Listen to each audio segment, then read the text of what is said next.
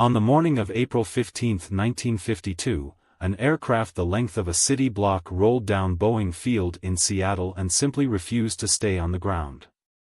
Test pilot Alvin "Tex" Johnston, the same man who would later barrel roll a passenger jet over a crowded lake to impress airline buyers, climbed into the B-52's cockpit knowing he was flying something the Air Force had nearly cancelled 3 times. What he didn't know was that the blueprint in his breast pocket had been sketched on hotel stationery 4 years earlier. The year is 1948. The United States Air Force has a problem it cannot say aloud. In August the following year, the Soviet Union will detonate its first atomic bomb, 3 years ahead of every American estimate. What stands between that bomb and American cities is the credible threat of something worse. The Air Force needs a bomber that can reach Moscow from bases in Kansas, survive long enough to release its payload, and return. A propeller-driven aircraft won't do it. A jet-powered one doesn't exist yet, not at that range, not at that weight. In October 1948, a team of Boeing engineers checked into the Van Cleve Hotel in Dayton, Ohio. They had traveled to Wright Field to present a turboprop design.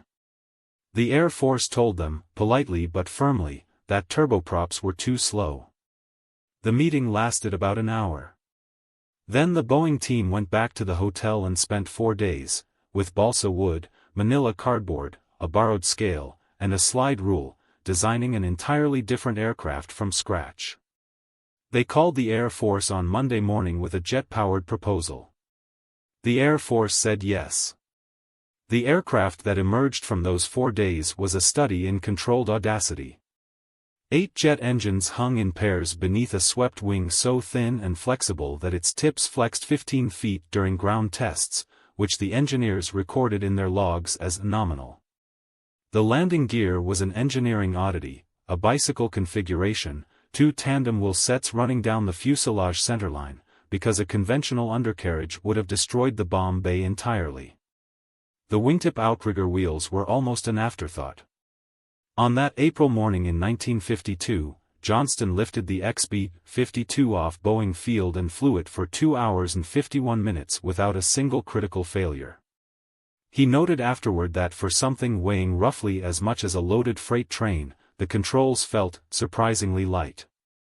Boeing's stockholders, reading the test report, presumably felt something similar. By 1955, the B-52 was operational with Strategic Air Command. For years during the Cold War's tensest decade, crews flew airborne alert missions, nuclear weapons aboard, bomb bay sealed, altimeters set for Soviet airspace, 24 hours a day, 7 days a week. B-52s circled the Arctic like patient, 8-engine threats, never landing, waiting for a command that, thankfully, never came. The Air Force wore out aircraft faster than Boeing could build replacements. The last B-52 rolled off Boeing's production line in October 1962, the same month Soviet ships turned around in the Atlantic during the Cuban Missile Crisis. Boeing built 744 of them in total.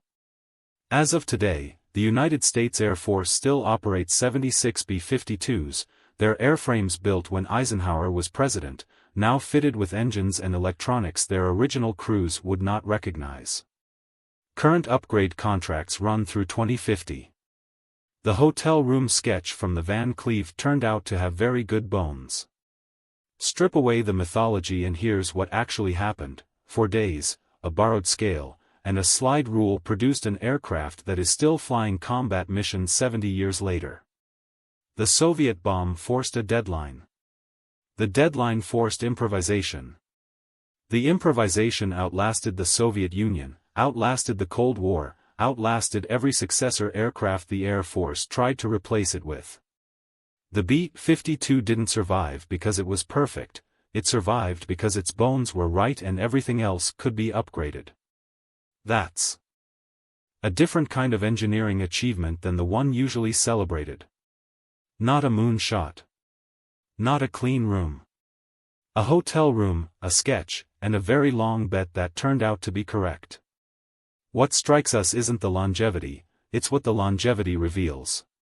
We built something under existential pressure, in 4 days, on hotel stationery, and it turned out to be the right answer for a century. That should be humbling. Instead, every generation since has assumed the next system will be designed more rigorously, with better data, more time, and cleaner requirements, and will therefore be better. Sometimes that's true. But the B-52 is still flying, and the aircraft meant to replace it isn't. So we keep coming back to the same uncomfortable question: how much of what we call better process is actually just more expensive ways of being wrong?